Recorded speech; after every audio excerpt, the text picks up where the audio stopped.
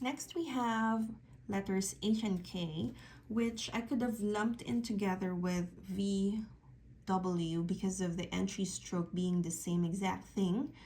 But I wanted to separate it because the capital stem here we're reverting back to the capital stem that we used earlier from T and F, which is this wide, and we start lower than the second ascender. So I wanted to group them on their own because of that. But the same exact entry stroke is the same one we used with V and W. The capital stem stroke is the same as T and F.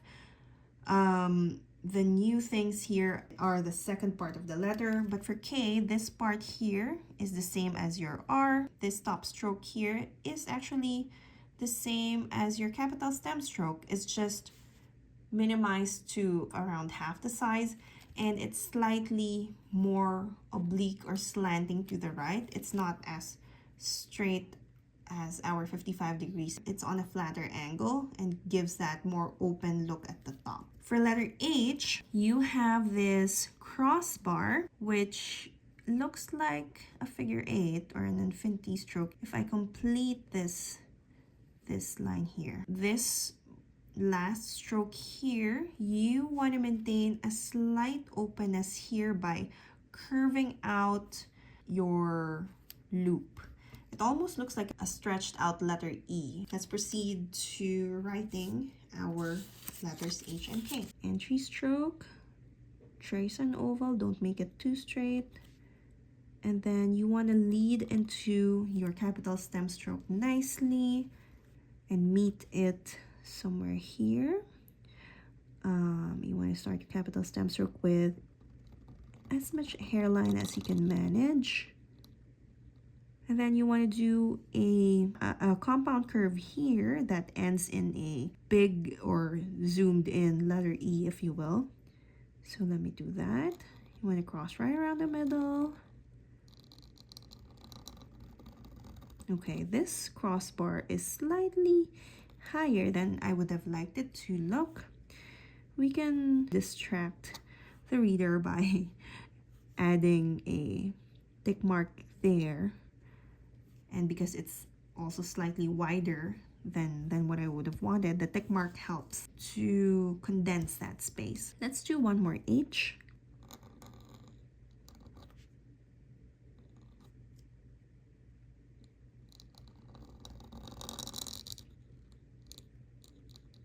I think it's nice for Engrosser script that the second half of the letter is taller than the first.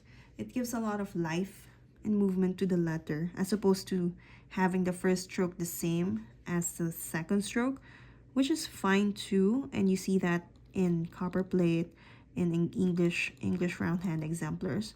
But for American roundhand, it's really nice, I feel like, to have this interest in the letter, this movement. I want to add an accent shade over here. And let's do a letter K. So the first part of the letter for K is exactly the same as you did with H. Let me try to replicate that as best as I can.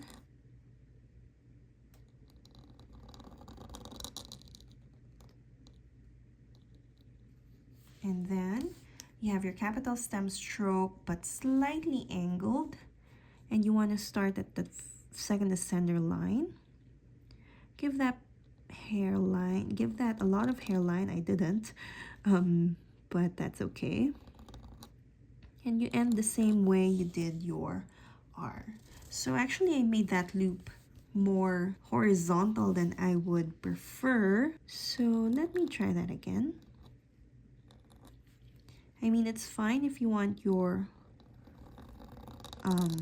loops to be horizontal, but you would want to reflect that same choice on your B and R loops. So I made that too far and I want to put more hairline. Okay, and more hairline on the loop as well, and slightly oblique.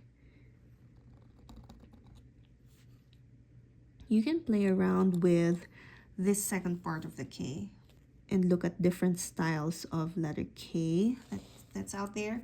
but I particularly like how simple and elegant this letter K looks. We only have two letters for this group, so this is a quicker video than the rest. Let's move on to the next one.